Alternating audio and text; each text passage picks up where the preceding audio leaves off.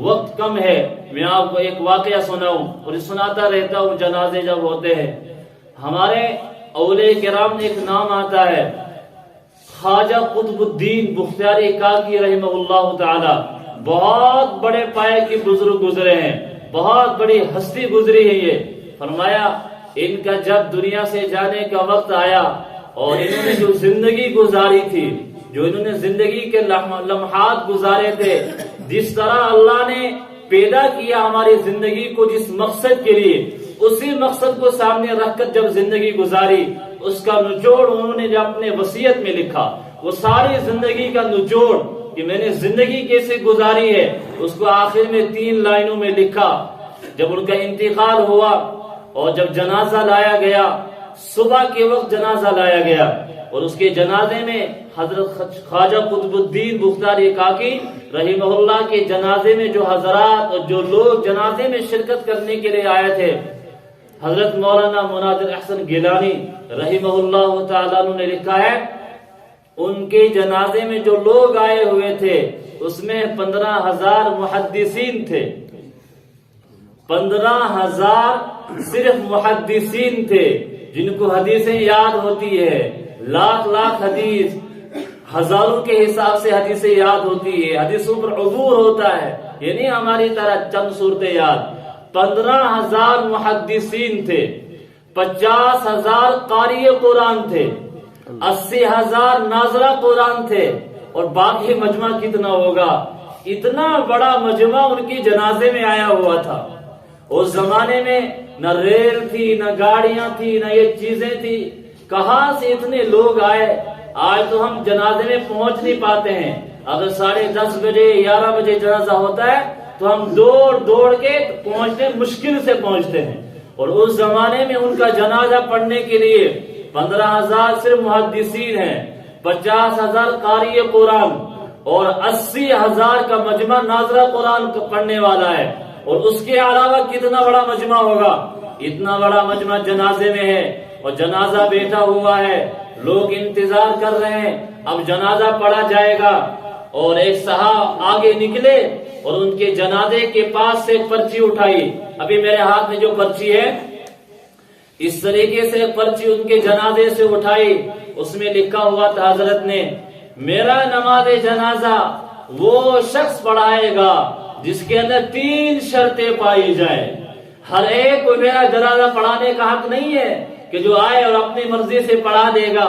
میری جو زندگی میں نے گزاری ہے وہ کیسے گزاری ہے وہ اس پرچی میں ہے۔ کہا میرا جنازہ وہ شخص پڑھائے گا جس میں 3 شرطیں پائی جائیں، اگر وہ شرطیں اس کے اندر موجود ہیں، چاہے وہ محدثین میں سے ہو، چاہے وہ قاری قرآن میں سے ہو، چاہے وہ مفتیوں میں سے ہو، اماموں میں سے ہو، علماء میں سے ہو، ناظرہ قرآن پڑھنے والا ہو، یا اس کے علاوہ کوئی بھی ہو، اس سے کوئی اعتراض نہیں، جس کے اندر 3 شرطیں پائی جائیں گی وہ میرا جنازہ پڑھائے گا۔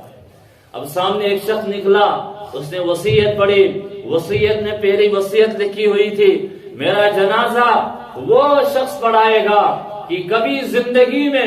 جب سے بالغ ہوئے، بالغ ہونے سے لے کر آج تک، جب تک میری زندگی کا آخری لمحہ تھا،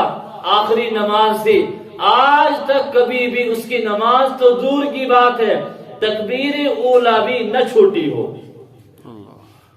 تکبیر اولا کس کو کہتے ہیں ہم سب جانتے ہیں، جب امام پہلی تکبیر نماز کے لیے کہتا ہے اللہ اکبر تو یہ پیچھے کھڑا ہونا چاہیے۔ اتنی نمازوں کی پابندی جماعت کے ساتھ کہ پہلی تکبیر میں وہ حاضر ہو، پوری زندگی ایسے گزاری ہو، یہ پہلی شرط ہے۔ اگر کسی کے اندر یہ ایک ہے اس کے ساتھ دوسری، فرمایا میرا نماز جنازہ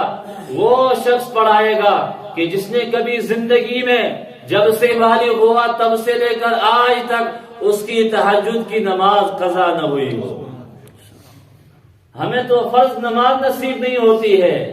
اور مشکل سے کہیں نصیب ہوگی، کہیں قضا پڑھ لی، اور آئی گئی بات تو جمعہ پڑھ لیا، اور اس سے آگے ہاتھ چلے گی تو چلو جی عید کی نماز، پھر نماز تہجد کی نماز کبھی قضا نہ ہوئی ہو۔ اور اس کے بعد تیسری شرط لکھی، فرمایا میرا نماز جنازہ وہ شخص پڑھائے گا کہ کبھی زندگی میں، سفر میں، حضر میں، سفر کرتے ہوئے یا گھر میں بیماری میں تندرستی میں کبھی اس کی نظر غیر عورت پر نہ پڑی ہو۔ میرے بھائیوں، جب یہ شرطیں پڑی گئی، صبح کا جنازہ رکھا ہوا، عصر کا وقت آ گیا، آگے کوئی نہیں آ رہا۔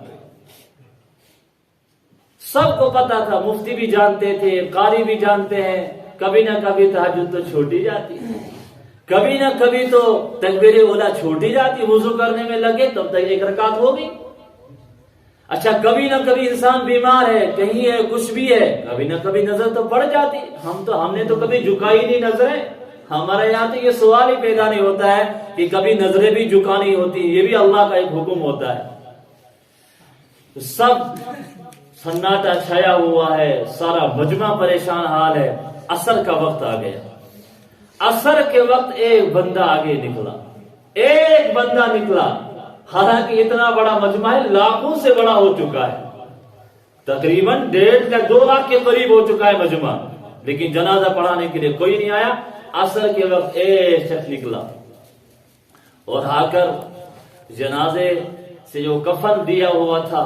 پردہ ہٹایا اور کہا، خواجہ قطب الدین، تجھے کیا ملا میرا راز فاش کر کے؟ میں نے تو اپنی زندگی میں یہ راز بہت چھپایا تھا، یا تو جانتا تھا قطب الدین بختیار کاکی،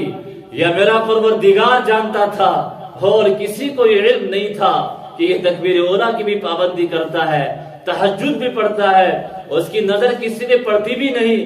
یہ راز تو نے میرا فاش کر دیا، تیرا تو کام ہو جائے گا، میں نے ابھی اتنی زندگی گزارنی ہے، کیا پتہ کیسی زندگی گزاروں گا، آج کے بعد مجھے نماز نصیب ہوگی، آج کے بعد میں تہجد پڑھ پاؤں گا، آج کے بعد میری نظروں کا کیا حال ہوگا، کیسی زندگی گزاروں گا، اتنا بڑا مجمع مجھے دیکھ رہا ہے، تجھے میرا راز فاش کر کے کیا ملا؟ بہرحال جنازہ پڑھایا، اور یہ اس شخص کا ایک حکمران تھا، اس کا نام تھا خواجہ شمس الدین الدمش رحمہ اللہ تعالی۔ اللہ